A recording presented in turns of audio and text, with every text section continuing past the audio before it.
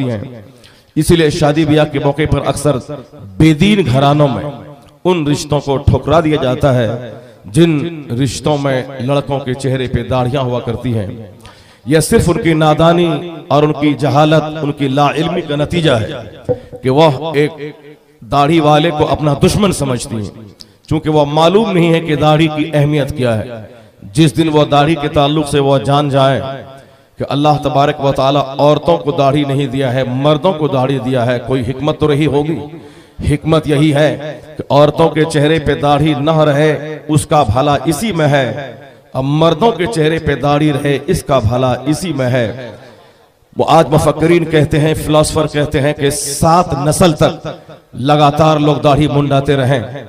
जैसे मैं हूं, मेरा बेटा है, मेरा पोता है, मेरे पोते का बेटा है, ये 4 नस्ल हो गई। 7 नस्ल तक लगातार अगर कोई दाढ़ी मुंडाते रहें तो 8वीं नस्ल का जो बच्चा पैदा होगा वो नामर्दों और हिजड़ों का पैदा होगा, यानी कुव्वत मर्दानगी से महरूम वो शख्स पैदा होगा।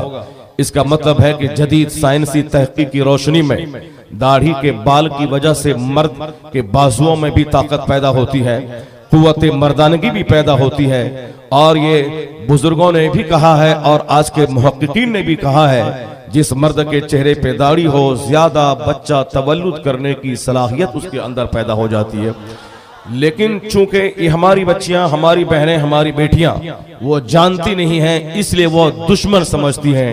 ये मौलाना हमारे लिए हमको अब पर्दे का कानून बताएगा, मेरी आजादी पे ये हमला करेगा, इसीलिए वह आलिम दीन से कतराती हैं और इस तरह की बातों को अपने लिए बोझ महसूस करती हैं।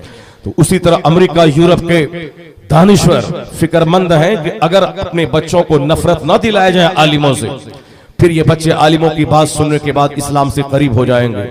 इसलिए उनके नजदीक दाढ़ी वाले की छवि ऐसी है कि आतंकवादी की, जो सर पे अमामा बांध ले।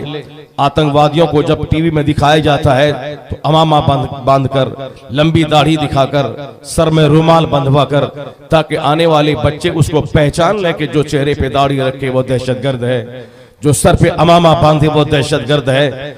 ये सिर्फ बुखलाहट और घबराहट है, इसलिए कि उसे मालूम है कि मजहब इस्लाम जो 1400 साल के अंदर में पूरी दुनिया में जो अपना दामन पसारा